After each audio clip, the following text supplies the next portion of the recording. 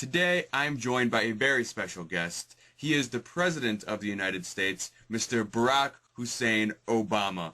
And Mr. Obama, you are indeed the President, but really we don't know for how much longer. So I think it's best if we just jump right into this interview and start with the questions now. So hopefully that sounds good with you. And I think that now's the time to start. Fantastic. And well, the first thing I'd like to talk to you about today is that you are actually on the cover of this week's issue of Newsweek magazine with the headline reading, "Hit the Road, Barack." The message Newsweek seems to be trying to send, as it reads right on the cover, is that we need a new president. What are your thoughts on that? I'm trying to send the same message. Considering your presidency, that actually makes a whole lot of sense, yeah. So how are you trying to send that message across to the American people? Using the internet, using software, using modern technology. Oh, you use the internet, all right.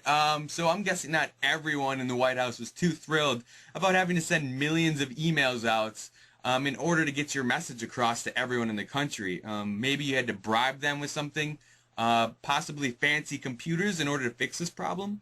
We don't need fancy computers to solve those problems. I feel that you're lying to me. There has to be at least one fancy computer somewhere. Where is it? In my office. I knew it, but let's move on to the next set of questions. Could you describe for me, please, your first term as president in one word or less? And corruption. Corruption. Wow. That is accurately worded, yes. But to me, I'm more surprised that you actually admitted it. That seems like something that you usually wouldn't do. For many years, we made excuses about corruption. Yeah, I guess, but that right there just sounded more like an excuse all on its own. I'm not a believer in excuses.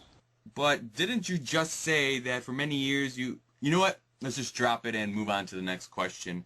Who, other than yourself, would you hold most responsible for helping you get into the office that you currently hold? Ultimately, I'm a big believer that Africans are responsible. Africans. All right, interesting choice. And as true as that may be, I was actually expecting you to say your wife, Michelle.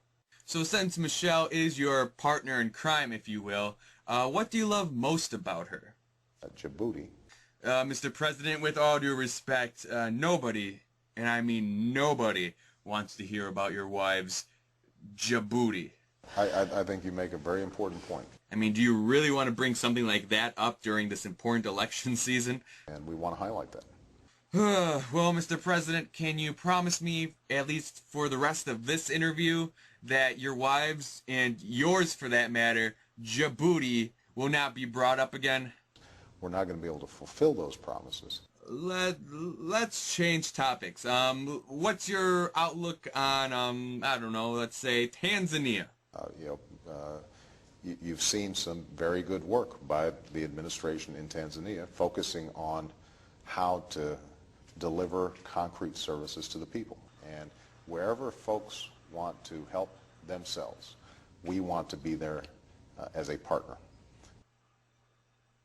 Oh, that was touching, yes, and it was, what's your favorite Kelly Clarkson song? Get stronger.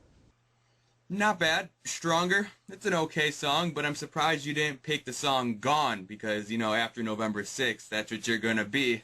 That makes absolutely no sense. Whatever you say, Obama, but I think it's time we finally wrap this up. So, what did you think of our interview today? Success. I think so, too. But before we go, one last question. Is there anybody that you hate?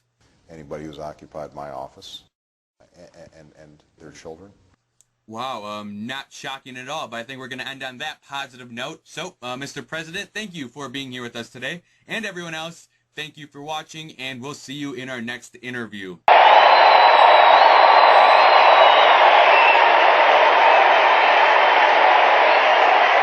So